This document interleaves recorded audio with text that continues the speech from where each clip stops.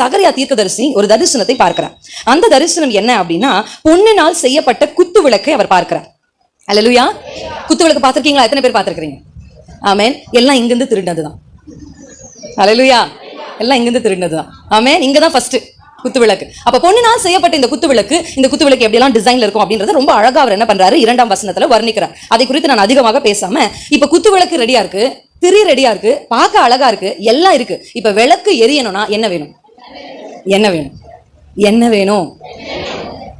இந்த எண்ணெயை கொடுக்கறதுக்கு சும்மா என்ன வந்துருமா? எண்ணெயே வா அப்படின்னா வந்துருமா? அது ஏசப்பாவால தான் முடியும். ஏசப்பாவால தான் ஒரு பொருள் இல்லாம இன்னொரு பொருளை உண்டாக்க முடியும். பை ப்ராடக்ட் இல்லாம. அதாவது இந்த உலகத்துல எந்த மனுஷன் நிறைய உருவாக்குறாங்கல்ல, நம்ம காலத்துல பார்க்காததுதான் இன்னைக்கு பிரமிப்பா பார்க்குற அளவுக்கு நிறைய உருவாக்கப்பட்டிருக்கிறது. ஆனா எல்லாத்துக்குமே ஆண்டவர் படைத்த ஒன்றிலிருந்து தான் அவங்க இன்னொன்று உருவாக்க முடியும். ஆனா நம்முடைய தேவனால தான் ஒன்றும் இல்லாமல் இருந்து உருவாக்க முடியும். அல்லேலூயா.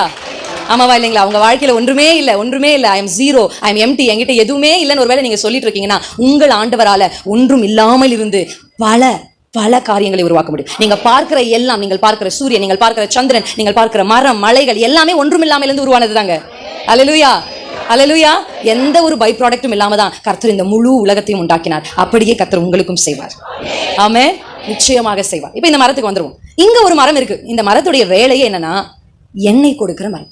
சபைகள் பிரகாசிக்காததற்கு காரணமே, தோட்டம் நல்லா இருக்கு, வேலி அடைக்கப்பட்டிருக்கு, நிறைய மரங்கள் இருக்கு, ஆயிரக்கணக்கான மரங்கள் கூட சபைகள் இருக்குல்ல, 1000 பேர் இருக்கிற சர்ச்சஸ் எல்லாம் இருக்கு.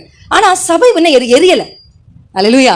காரணம் என்னன்னா, நிறைய மரங்கள் இருக்கு, ஆனா எரிய வைக்கிற எண்ணெயை உருவாக்குகிற இந்த ஒலிவ மரம் இல்லை. 2 ஒலிவ மரம் ஆண்டுக்கு போதுமா இந்த குத்து விளக்கை எரிய வைக்க? அப்ப இந்த வசனத்தை நான் வாசிக்கலாமா? என்னோடு கூட சேர்ந்து சகரியாவின் தீர்க்கதரிசன புத்தகம் 4ஆம் அதிகாரத்தினுடைய 11ஆம் வசனத்தை வாசி. இந்த அபிஷேகம் பெற்றவர்கள் சபைகளுக்குள்ள இருந்தாங்கன்னா அந்த சபை பிரகாசிக்கும். அல்லேலூயா. நீங்கள் இந்த உலகத்திற்கு வெளிச்சமா இருக்கிறீர்கள். ஆமென். வெளிச்சமா இருந்தா அந்த வெளிச்சத்தின் இடத்திற்கு ராஜாக்கள் நடந்து வருவார்கள். அல்லேலூயா. வெளிச்சமா இருந்தா இருளில் இருக்கிற ஜனங்களுக்கு நம்ம என்ன பண்ணலாம்? பெரிய வெளிச்சத்தை வீசலாம். மரண இருளின் திசையில் அமர்ந்திருக்கிறவர்களுக்கு இந்த சபை எப்படி இருக்கணும்? சாகணும்னு நினைக்கிறவங்க இது வழியா போகும் பொழுது ஏதோ ஒன்று அவர்களை பிடித்து உள்ள இழுக்கணும். அல்லேலூயா. அல்லேலூயா. எத்தனையோ பேரை கர்த்தர் அப்படி கொண்டு வந்திருக்கிறார். இந்த சபையை நிறுவின நம்முடைய தகப்பனாரையே கர்த்தர் அப்படிதான் இழுத்துட்டு வந்தார். அல்லேலூயா.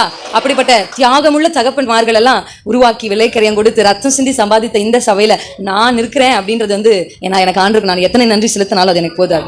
ஆமென். அவ்வளவு ஒரு பாக்கியமுள்ள சபையில நீங்க அமர்ந்திருக்கீங்க. அல்லேலூயா. பேச்சு திறமையில இந்த சபையை சம்பாதிக்கல. நம்முடைய ஊழியர்கள் ரத்தத்தை சிந்தி, வேர்வையை சிந்தி, அடி வாங்கி, சாப்பாடு இல்லாம இந்த சபையை சம்பாதித்திருக்கிறார். இப்படிப்பட்ட சபையில் எங்களை வைத்திருக்கிறீர் ஆண்டவரே. வலதுகரத்தை உயர்த்தி ஆண்டுக்கு மனதார நன்றிப்பா.